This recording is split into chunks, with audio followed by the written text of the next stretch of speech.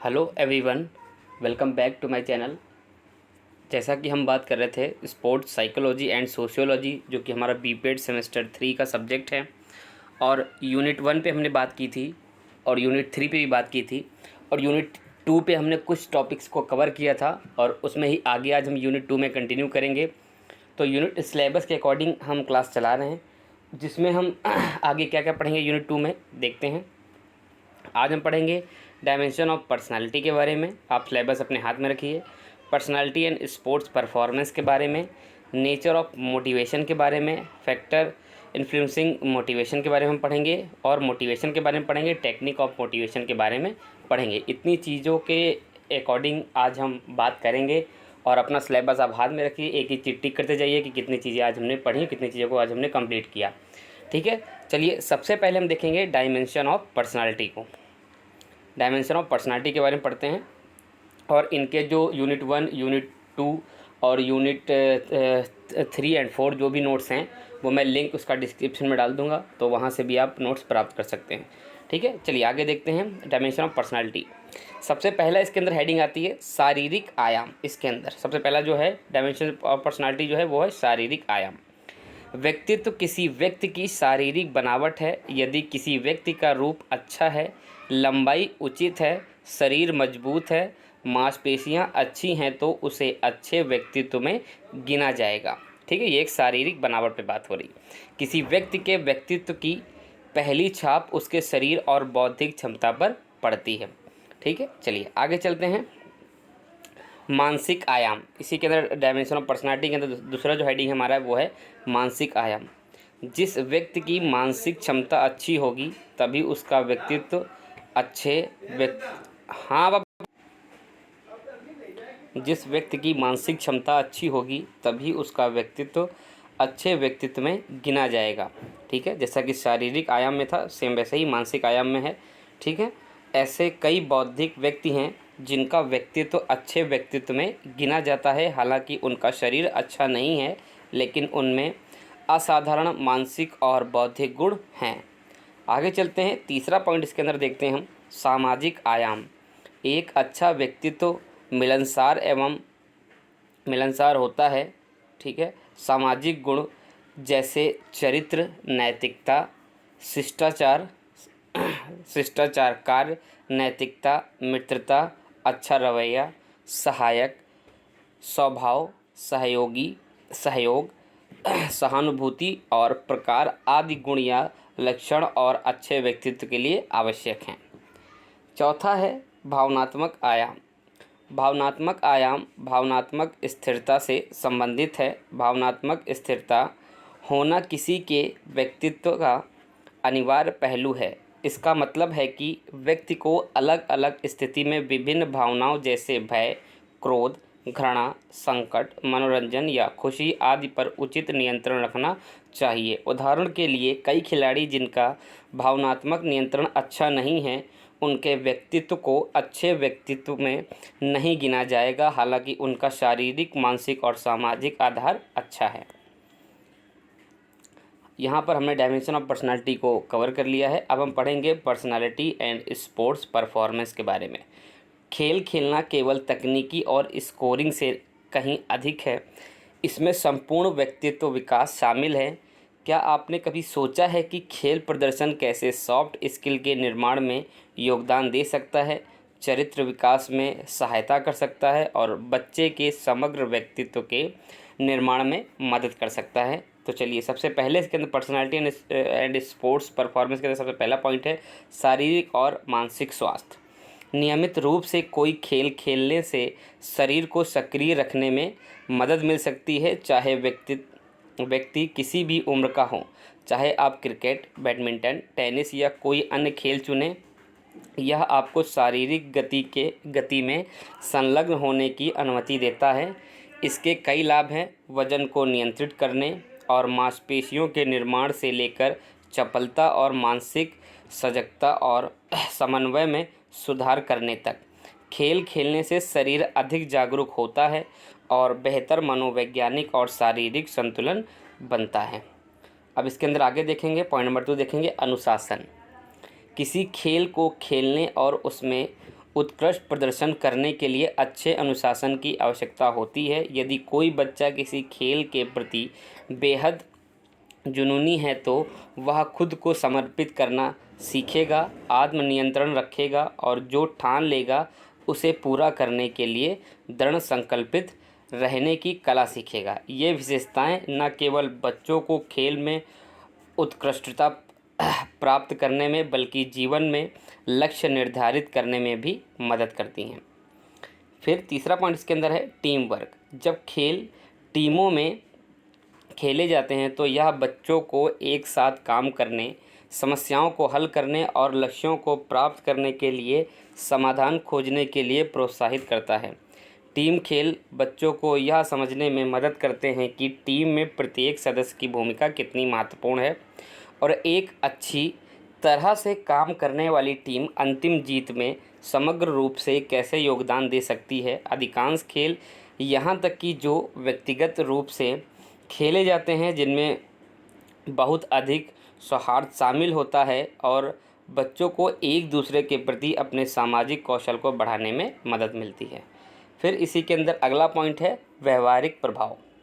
खेल खेलने से बच्चों में आंतरिक रूप से कौशल और विशेषताएं विकसित होने के अलावा उनके व्यवहार पर बाहरी प्रभाव भी पड़ता है। दूसरों के साथ खेलते समय बच्चों को सभी प्रकार के गुण मिलते हैं जिन्हें वे सीख सकते हैं, चाहे वह कोई तकनीकी हो, कौशल हो या व्यवहार संबंधी गुण हो।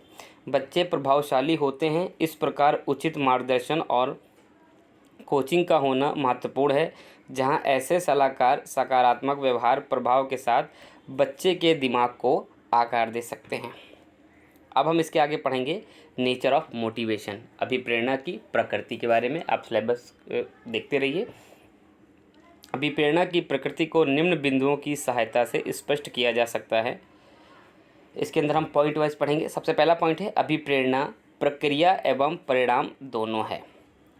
दूसरा पॉइंट इसके अंदर है प्रक्रिया रूप में अभिप्रेरणा व्यक्ति के अंदर एक ऐसी शक्ति अथवा ऊर्जा उत्पन्न करने की प्रक्रिया है जो व्यक्ति को किसी उद्देश्य की प्राप्ति हेतु कार्य विशेष करने की ओर प्रवृत्त करती है, और परिणाम रूप में यह वह आंतरिक शक्ति अथवा ऊर्जा है जो व्यक्ति को किसी उद्देश्य की प्राप्ति हेतु कार्य विशेष करने की ओर प्रवृत्त करती है। पॉइंट नंबर 3 है अभिप्रेरणा का जन्म किसी न किसी आवश्यकता से होता है। मतलब मोटिवेशन का जो जन्म है वो इसीलिए होता है क्योंकि जब किसी व्यक्ति को कुछ गोल अचीव करने होते हैं, इसी तभी मोटिवेशन वहाँ पर उत्पन्न होता है। चौथा पॉइंट है अभिप्रेरणा एक प्रबल भावात्मक उत्तेजना की स्थिति होती है जिसके कारण व्यक्ति में मनोवैज्ञानिक तनाव उत्पन्न होता है, जिसे कम करने के लिए वह क्रियाशील होता है। पांचवा पॉइंट है अभिप्रेरणा व्यक्ति को तब तक क्रियाशील रखती है जब तक कि उद्देश्य प्राप्ति नहीं हो जाती। अब आगे चलते हैं फैक्टर इन्फ्लुएंसिंग मोटिवेशन के बारे में पढ़ेंगे, जो कि आपके सिलेबस में दिया हुआ है। सबसे पहला फैक्टर उसके अंदर है प्रोत्साहन। छात्रों के व्यवहार को उत्तेजित एवं निर्देशित करने के लिए प्रोत्साहन का विशेष महत्व होता है। भाई अगर हम प्रोत्साहित बच्चों को नहीं करेंगे, मोटिवेट नहीं करेंगे, प्रोत्साहन हम नहीं देंगे तो बच्चा जो अचीव करना चाहता है उसको अचीव करने में उससे कई सारी बाधाएं उत्पन्न होगी। प्रशंसा व निंदा प्रोत्साहन के अंतर्गत प्रयुक्त किए जाने वाले प्रमुख कारक होते हैं। ठीक है, इनके माध्यम से बालकों को वांछित लक्ष्य की दिशा में प्रोत्साहित किया जा सकता है। छात्रों के शैक्षणिक निष्पत्ति, अधिगम या व्यवहार परिवर्तनों पर इन कारकों का समुचित प्रभाव पड़ता है। देखिए, कोई भी बालक आपके पास अगर ट्रेनिंग ले रहा है, ठीक है, या आपके पास कोचिंग पढ़ रहा है, ठीक है, वो एक टारगेट लेकर के आता है, एक एम लेकर के आता है कि मुझे अपने लाइफ में ये बनना है, ये अचीव करना है। तो आपको प्रोत्साहन उसे देना बहुत ही अनिवार्य है। अगर आप उसे प्रोत्साहित नहीं करेंगे, मोटिवेट नहीं करेंगे, ठीक है, तो उसकी प्रशंसा व उसकी निंदा आप नहीं करेंगे तो वो कहीं ना कहीं आज नहीं तो कल वो डिमोटिवेट होगा और अपने लक्ष्य से वो भटक सकता है। तो as a teacher, as a trainer, ठीक है, एज ए कोच हमें ध्यान रखना है, आप सभी को ध्यान रखना है कि जो भी बच्चे आते हैं आपके पास, ठीक है, उनकी निंदा ज़रूर करनी है, उनकी प्रशंसा करनी है ताकि वो जो भी गोल अचीव करना चाहते हैं उसको अचीव कर सकें। ये सबसे पहला फैक्टर था। दूसरा देखते हैं जागरूकता। शिक्षार्थियों को सुनिर्धारित व्यवहार की दिशा में अग्रसर करने के लिए जागरूकता महत्वपूर्ण कार्य करता है। छात्रों में जागरूकता होने पर वे शिक्षण अधिगम की प्रक्रिया में अबाध गति से भाग ले सकते हैं। बालकों के विकास एवं शैक्षणिक उपलब्धियों को भी जागरूकता प्रत्यक्ष रूप से प्रभावित करती है। शिक्षार्थी इस स्थिति में सावधान रहकर लगातार सक्रिय रहता है, जिससे उसके विकास की संभावनाओं में वृद्धि होती है। जागरूकता के 3 स्तर होते हैं। कौन कौन सा है? पहला स्तर है हमारा उच्च स्तर की जागरूकता, जो कि हमारा सबसे पहला पॉइंट इसके अंदर उच्च स्तर की जागरूकता। दूसरा है मध्य स्तर की जागरूकता। फिर हमारा तीसरा है निम्न स्तर की जागरूकता। जागरूकता हमारी 3 होती हैं। आगे देखते हैं। उच्च स्तर की जागरूकता में छात्र लक्ष्य की दिशा में चिंतागमन दिखाई देता है, मतलब थोड़ा चिंता में रहता है। और मध्य एवं नितांत स्तर की जागरूकता में निंद्रा तथा सचेत अवस्था में दिखाई देता है। जागरूकता के 2 प्रमुख स्रोत होते हैं, आंतरिक स्रोत और बाह्य स्रोत। ठीक है, सेम ऐसे ही मोटिवेशन होता है, आंतरिक और बाह्य मोटिवेशन। आगे पढ़ेंगे उसके बारे में भी। आकांक्षा, तीसरा पॉइंट इसके अंदर फैक्टर जो है वो है आकांक्षा। शिक्षार्थियों की कोई भी क्रिया उद्देश्यहीन नहीं होती। उद्देश्य की दिशा में छात्रों के व्यवहार का स्वरूप योग्यता तथा ज्ञानार्जन पर आधारित होता है। निर्धारित लक्ष्य को प्राप्त करने की समस्त छात्रों की गति अलग अलग होती है। देखिए, सभी छात्रों की जो गति है वो अलग अलग होती है। किसी छात्र को जल्दी समझ में आता है, किसी छात्र को देर में समझ में आता है। ठीक, कोई जल्दी से पढ़ लेगा, कोई समय लगाएगा। तो सभी छात्रों की जो कैपेबिलिटी होती है वो अलग अलग होती है, क्योंकि उनकी आकांक्षा अलग अलग होती है। ठीक है, कहीं ना कहीं उनकी सोच भी अलग होती है। जिस बालक में जितनी उच्चाकांक्षा, ठीक है, होगी, वह उतनी ही शीघ्र अपने निर्धारित लक्ष्य को प्राप्त करेगा। एक प्रकार की अगर इच्छा शक्ति हम बोलते हैं, ठीक, किसी छात्र में किसी भी चीज़ को प्राप्त करने की अगर इच्छा शक्ति होगी तो वो उसे जल्द ही प्राप्त करेगा। अगर किसी भी छात्र में इच्छा शक्ति किसी भी चीज़ को प्राप्त करने की नहीं है तो वो उस चीज़ को देर में प्राप्त करेगा। चलिए, चौथा पॉइंट इसी के अंदर है। जो हमारा चौथा फैक्टर्स है वो है दंड। शिक्षार्थियों द्वारा असामाजिक व्यवहार करने तथा अनुशासनहीनता की स्थिति में उन्हें दंडित किया जाता है। मतलब कोई भी अगर विद्यार्थी इनडिसिप्लिन क्रिएट करता है स्कूल में, कॉलेज में, ठीक है, स्टेडियम में, तो as a coach, as a teacher, as a trainer, तो उनको जो विद्यार्थी होते हैं, जो स्टूडेंट हैं, उनको थोड़ा सा दंड मिलता है। ठीक है, पनिशमेंट ज़रूरी है, क्योंकि उसी से ही बच्चे आगे सीखते हैं। ऐसी स्थिति में दंड का प्रयोग अत्यंत प्रभावी सिद्ध होता है, क्योंकि कष्ट से बचने या दर्द की अनुभूति से बचने के लिए छात्र वांछनीय व्यवहार की दशा में अग्रसरित होने लगता है। शिक्षार्थियों को मात्र असामाजिक व्यवहार करने पर उचित समय पर उचित मात्रा में दंड देना चाहिए।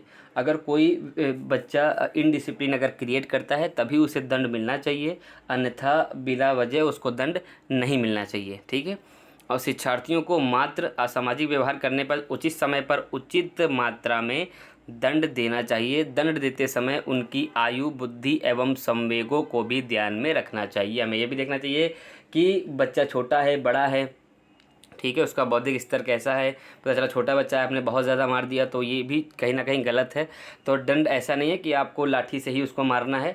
कई बार कैसा होता है, हम बच्चों को डांट देते हैं, फिर बाद में बच्चा उस चीज़ को गिल्टी फील करता है कि नहीं, हमने जो किया वो गलत था, उसकी वजह से हमने सर ने हमें डांटा है, कोच सर ने हमें डांटा है। तो बच्चा आके खुद ही सॉरी बोलता है कि सर नेक्स्ट टाइम ऐसी चीज़ें नहीं होंगी। हर बार मारने का हल नहीं है कि हम बच्चे को बहुत ही ज़्यादा मारें, ऐसा कुछ भी नहीं है। ठीक है, आगे चलते हैं। दंड देते समय शिक्षक को निम्नलिखित बातों को ध्यान में रखना चाहिए। क्या क्या है उनको देखते हैं। अवांछनीय अथवा असामाजिक व्यवहार करने पर ही छात्रों को दंड देना चाहिए, अन्यथा उनमें कुंठा, तनाव, भय विकसित हो जाएगा। ठीक है, मतलब बच्चा फिर गलत डायरेक्शन में जाने लगता है। एक बार अगर कुछ गलत बच्चा कर रहा है, आप इग्नोर कर देते हैं, तो बच्चा फिर कहीं ना कहीं वो चीज़ को बार बार रिपीट करेगा। आप वहीं पे पनिशमेंट करेंगे, वहीं पे टोकेंगे, वहीं पे मना करेंगे, तो बच्चा वो चीज़ वहीं पे ही भूल जाएगा। दूसरा है शिक्षार्थियों के असामाजिक व्यवहार की निंदा तथा अच्छे व्यवहार की प्रशंसा करनी चाहिए। अगर बच्चा अच्छा करता है तो उसकी प्रशंसा आप करें। अगर बच्चा कोई चीज़ गलत करता है तो वहाँ पर उसको मना करें ताकि वो एक्टिविटी वो गलत ना करे और अच्छा करने का प्रयास करे। आगे तीसरा पॉइंट है, दंड देते समय बालकों को दंड देने के कारण भी बताने चाहिए। अगर पनिशमेंट हमें दी है तो बताना चाहिए कि इस कारण हमने आपको पनिशमेंट दी है, ठीक है। चौथा पॉइंट है, दंड तत्काल तथा दूसरों के सामने देना चाहिए। मतलब जैसे उसने कुछ गलती की तो वहीं पे ही दंड उसको मिलना चाहिए, ये नहीं कि आप बाद में अकेले में उसको पनिशमेंट देते हैं, टॉर्चर करते हैं कुछ भी। तो जो है आप सामने ही, जैसे बच्चे ने फॉल्ट किया, कुछ भी फॉल्ट किया, आप तुरंत ही उसको पनिशमेंट दे दीजिए, वो ज़्यादा ही बेटर रहता है। पनिशमेंट ये मैं फिर बता रहा हूँ, ऐसा नहीं है कि बच्चों को आप मारें या कुछ भी, ठीक है। अपने स्तर से आप बच्चों को अच्छे समझा सकते हैं, क्योंकि as a teacher, as a student, मतलब आप अच्छे से ही उसको ट्रीट कर सकते हैं। चलिए आगे चलते हैं, आगे देखते हैं। पांचवा पॉइंट फैक्टर इसके अंदर है आवश्यकताएं। आवश्यकता को आविष्कार की जननी माना जाता है। व्यक्ति कोई भी कार्य आवश्यकता के कारण ही करता है। बिल्कुल सही बात है, जब किसी भी चीज़ की आवश्यकता होगी तभी व्यक्ति उस कार्य को करेगा। यही प्रवृत्ति बालक में होती है, अतः शिक्षक का यह कर्तव्य है कि वह छात्रों को पाठ्य वस्तु की आवश्यकता का अनुभव कराए। छठा है इसके अंदर फैक्टर प्रतियोगिता। छात्रों में समानता, प्रतियोगिता व प्रतिस्पर्धा की भावना पाई जाती है, अतः शिक्षक बालकों को प्रतियोगिता के द्वारा नवीन ज्ञानार्जन की प्रेरणा प्रदान कर सकता है। ये हमारे फैक्टर्स थे। अब आगे इसी में पढ़ेंगे हम मोटिवेशन के बारे में। मोटिवेशन अंग्रेजी भाषा का शब्द है, आपके सिलेबस में दिया हुआ है आगे, ये मोटिवेशन है। वहीं पे लिखा होगा मोटिवेशन टेक्निक्स वगैरह लिखा होगा, तो उसी में सबसे पहले मोटिवेशन को पढ़ेंगे। मोटिवेशन अंग्रेजी भाषा का शब्द है जिसकी उत्पत्ति लैटिन भाषा की शब्द मोटम से हुई है, जिसका अर्थ है मूव, मोटर या मोशन। वह स्थिति जिसमें व्यक्ति आंतरिक तथा बाहरी कारकों से लगातार प्रेरित होकर लक्ष्य की ओर अग्रसर रहता है, वो क्या कहलाता है? मोटिवेशन। मतलब मोटिवेशन क्या है कि एक हमने गोल बनाया, उस गोल को जब हम अचीव करते हैं तो उस गोल को अगर हम अचीव कर लेते हैं वही हमारा मोटिवेशन कहलाता है। अभिप्रेरणा से परिणाम एवं प्रक्रिया दोनों ही उत्पन्न होता है। आगे देखते हैं, अभिप्रेरणा का जन्म किसी न किसी आवश्यकता से होता है। जब हम किसी भी तरह की आवश्यकता होगी तभी अभिप्रेरणा वहाँ पर उत्पन्न होगी। अभिप्रेरणा किसी व्यक्ति को तब तक क्रियाशील रखती है जब तक कि उसके उद्देश्य की प्राप्ति नहीं हो जाती। मतलब अभिप्रेरणा जब तक व्यक्ति के अंदर बनी रहती है जब तक उस लक्ष्य को प्राप्त नहीं कर लेता। आगे चलते हैं, आगे देखते हैं टाइप्स ऑफ मोटिवेशन। अभिप्रेरणा के प्रकार। आंतरिक अभिप्रेरणा दो तरह की होती है, आंतरिक और बाह्य अभिप्रेरणा, ठीक है। आंतरिक अभिप्रेरणा का अर्थ होता है जब मोटिवेशन की शक्ति हमारे अंदर से ही आती है तथा किसी कार्य को हम खुद ही इच्छा से करना चाहें तो यह आंतरिक अभिप्रेरणा कहलाता है। उदाहरण, खुद को सबसे बेहतर खिलाड़ी बनने के लिए खुद से मेहनत करना। कहने का तात्पर्य यह है, हमने एक कोई अच्छी सी मूवी देखी, उससे हम मोटिवेट हुए और हमने देखा कि उसने कैसे मेहनत की और कैसे इंटरनेशनल तक ये वो खेला, तो हमने भी जब हमने मूवी देखी तो हम उससे प्रेरित हुए, ठीक है कि नहीं अब मुझे भी कुछ करना है और मुझे भी इंटरनेशनल लेवल तक ही खेलना है। तो वो क्या होती है, जब आपके अंदर से आवाज़ आती है तो वही कहलाती है आपकी आंतरिक अभिप्रेरणा, इंटरनल मोटिवेशन। फिर दूसरा है एक्सटर्नल मोटिवेशन, जिसको हम बाह्य अभिप्रेरणा कहते हैं। बाह्य अभिप्रेरणा का अर्थ होता है जब हमें मोटिवेशन की शक्ति बाहर से किसी व्यक्ति द्वारा मिले तो इसे बाह्य अभिप्रेरणा कहा जाता है। उदाहरण मतलब ट्रॉफी देना, बदनामी के डर से मेहनत करना। बाह्य अभिप्रेरणा के अंदर मतलब एक्सटर्नल मोटिवेशन के अंदर क्या है, जैसे कोई भी दो एथलीट हैं, ठीक है, या मान के चलिए 6 एथलीट हैं, रनिंग कर रहे हैं, उसमें कई सारे बच्चों के जो कोचेस होते हैं या उनके स्कूल वाले होते हैं, उनके क्लासमेट होते हैं, तो वो एक दूसरे को मोटिवेट ऐसे करते हैं, नहीं बहुत सही, बहुत जल्दी दौड़ना है, बहुत तेज़ दौड़ना है, क्लैप करते हैं उनके लिए, तो तरह तरह की बातें बोलते हैं मोटिवेशन करके ताकि बच्चा जीत जाए। तो वो एक तरह का बाह्य अभिप्रेरणा है, मतलब एक्सटर्नल मोटिवेशन है ताकि बच्चा अचीवमेंट को अचीव कर सके, ठीक है। चलिए आगे चलते हैं, आगे देखते हैं। अब सिलेबस में ही हम देखेंगे टेक्निक ऑफ मोटिवेशन के बारे में। इसके अंदर 8 पॉइंट हम पढ़ेंगे। पहला है कोच, दूसरा है कंपटीशन, तीसरा है इक्विपमेंट, चौथा है रिवार्ड, पांचवा है स्कॉलरशिप, छठा है पनिशमेंट, फिर सातवां है प्रोग्रेसिव रिकॉर्ड, फिर है हेल्थ एनवायरनमेंट। इतने टेक्निक ऑफ मोटिवेशन के अंदर इतने पॉइंट हम पढ़ेंगे। सबसे पहला पॉइंट इसके अंदर है कोच। प्रेरक के रूप में कोच कार्य करता है। खिलाड़ियों द्वारा अपनाई गई शिक्षण या कोचिंग की पद्धति उन्हें प्रेरित करने में महत्वपूर्ण भूमिका निभाती है। प्रदर्शन के साथ एक अच्छा संचार कौशल एक महान प्रेरक शक्ति प्रदान करता है और एक व्यक्ति को बेहतर प्रदर्शन करने के लिए ऊर्जावान बनाता है। कोच एक एथलीट की प्रशंसा के साथ साथ आलोचना के साथ साथ सही प्रतिक्रिया देने की अवधारणा को स्पष्ट करने में प्रमुख भूमिका निभाता है। बिना देखिए गुरु के ज्ञान कहीं भी नहीं है, ठीक है। बिना कोच के आप किसी भी खेल में आगे नहीं बढ़ सकते, तो कोच का होना अति आवश्यक है, क्योंकि कोच के माध्यम से ही आप अपने लक्ष्य को प्राप्त कर सकते हैं। चलिए आगे चलते हैं। दूसरा है कंपटीशन। स्वस्थ प्रतियोगिताओं का आयोजन किया जाना चाहिए ताकि वे संतुष्ट हों, ठीक है। प्रतिस्पर्धा में आत्म सुधार होता है, प्रतिस्पर्धा से आत्म सुधार होता है। अन्य एथलीटों के साथ प्रतिस्पर्धा करना एक मनोवैज्ञानिक प्रेरणा है, ठीक है। व्यक्ति अपने को चेक करता है, खिलाड़ी चेक करता है कि हाँ हम किससे कमज़ोर हैं, किससे आगे हैं, ठीक है। जहाँ व्यक्ति निर्धारित मानदंडों के विपरीत अपनी सर्वोत्तम क्षमताएं दिखाने का प्रयास करता है, नियमों का सम्मान करते हुए निष्पक्ष प्रतियोगिताओं के अर्थ में प्रतियोगिताएं सफलता तक पहुंचने के लिए सर्वश्रेष्ठ प्रदर्शन करती है। सबसे पहले इसे इंटर क्लास की तरह निम्न स्तर पर शुरू करना चाहिए। जो प्रतियोगिता है वो इंटर क्लास से शुरू करना चाहिए, जैसे इंटर हाउस हो गया, इंटर स्कूल हो गया, ताकि खेल की भावना विकसित हो। भाग लेने पर जोर देना चाहिए, न कि जीतने पर। आगे चलते हैं। तीसरा इसके अंदर देखते हैं टेक्निक ऑफ मोटिवेशन। इक्विपमेंट। एक एथलीट को प्रदान किए गए उपकरण एक महान प्रेरक तकनीकी के रूप में कार्य करते हैं, क्योंकि इक्विपमेंट के माध्यम से डिफ़िकल्ट एक्सरसाइज खिलाड़ी करता है और अपने उच्च स्तर तक वह पहुंचता है। नवीनतम गैजेट, अच्छी तरह से बनाए गए मैदान, ठीक है, अच्छी गुणवत्ता वाले उपकरण एक एथलीट को कड़ी मेहनत करने के लिए प्रेरित करते हैं। चौथा है रिवार्ड। पुरस्कारों का उपयोग लंबे समय से एथलीटों को प्रेरित करने की एक विधि के रूप में किया जाता रहा है। पुरस्कार एथलीटों में रुचि और उत्साह पैदा करते हैं। पुरस्कार में प्रशंसा, पैसा, ट्रॉफी शामिल है, जो कि एक एथलीट को या खिलाड़ी को दिया जाता है। उपहार, नौकरी भी कहीं ना कहीं एथलीटों को मिलती है। मान्यता, ग्रेड, प्रमाण पत्र या पदक का एथलीटों पर अच्छा प्रभाव पड़ता है। यह एक एथलीट को प्रेरित करने में बहुत मददगार है। जो रिवार्ड है वो बहुत ही मददगार है एथलीट को प्रेरित करने में। अगला पॉइंट है स्कॉलरशिप। यह एथलीटों को छात्रवृत्ति प्रदान करके प्रोत्साहित करने का एक प्रभावी तरीका है। अच्छे खिलाड़ियों को निःशुल्क शिक्षा के साथ साथ अन्य सभी खेल सुविधाएं भी दी जाती हैं। पदक जीतने पर उन्हें भारत सरकार द्वारा अच्छी छात्रवृत्ति प्रदान की जाती है। भाई बहुत सारा पैसा मिलता है गवर्नमेंट की तरफ से मेडल जीतने पर। यह सफल प्रदर्शन के लिए एक बेहतर उपकरण के रूप में कार्य करता है और खिलाड़ी अगले उच्च लक्ष्य के लिए कड़ी मेहनत करते रहते हैं स्कॉलरशिप के माध्यम से।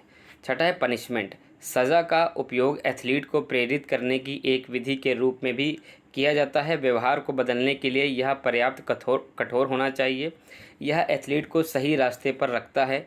उसे समझना चाहिए कि कोई भी अनुचित साधन या अनुशासनहीनता का कार्य उसके करियर को बर्बाद कर सकता है। एथलीट को दंडित करना कभी कभी प्रेरणा के रूप में कार्य करता है। यह प्रेरित करने का एक नकारात्मक तरीका है, लेकिन सफल आचरण और व्यवहार के लिए यह खेल का एक हिस्सा है। अगला है इसके अंदर पॉइंट 7वां है प्रोग्रेसिव रिकॉर्ड। सफलता के पिछले रिकॉर्ड को उजागर करना अत्यंत गौरव का क्षण है। यह कड़ी मेहनत या उससे भी बेहतर प्रदर्शन या मानक में सुधार करने के लिए प्रेरित करता है। इससे रुचि बनाए रखने और जीवन में चुनौतियों का सामना करने में भी मदद मिलती है। यह विधि उसके द्वारा किए गए सुधार पर नज़र रखने में मदद करती है। नए और आने वाले एथलीट भी उन रिकॉर्डों से प्रेरित होते हैं। आगे चलते हैं। 8वां पॉइंट है हेल्थी इन्वायरमेंट। इसमें खिलाड़ी और उनके आसपास के वातावरण शामिल हैं। जब किसी को एक अच्छा कोच, सह खिलाड़ी जिसे को प्लेयर बोलते हैं, अच्छे समन्वय, ठीक है, अच्छी टीम, अच्छी तरह से सुसज्जित बुनियादी ढांचा तथा बेहतर जलवायु मिलती है, ये सब चीज़ें खिलाड़ी को मिलती हैं, तो यह सब एक खिलाड़ी के तनाव को ख़त्म कर देती हैं। अगर खिलाड़ी स्ट्रेस में है तो ये सब चीज़ों को ख़त्म कर देती हैं और अभ्यास करने और बेहतर प्रदर्शन करने की कोशिश करता है। जो खिलाड़ी है वो बेहतर कोशिश करता है, ठीक है, प्रदर्शन को बढ़ाने के लिए। यह स्वस्थ वातावरण सर्वोत्तम परिणाम देने के लिए सबसे महत्वपूर्ण प्रेरक उपकरण के रूप में कार्य करता है। आज की वीडियो हमारी यहीं पे समाप्त होती है। वीडियो अच्छी लगी तो वीडियो को लाइक करें, चैनल को सब्सक्राइब अवश्य करें। और मैंने बीपीएड से संबंधित बहुत सारी वीडियोस बना रखी है, आप प्लेलिस्ट में भी देख सकते हैं, वीडियोस में भी देख सकते हैं। अवश्य देखें, लाइक करें, सब्सक्राइब करें। मिलते हैं एक नई वीडियो के साथ, जब तक के लिए जय हिंद, जय भारत।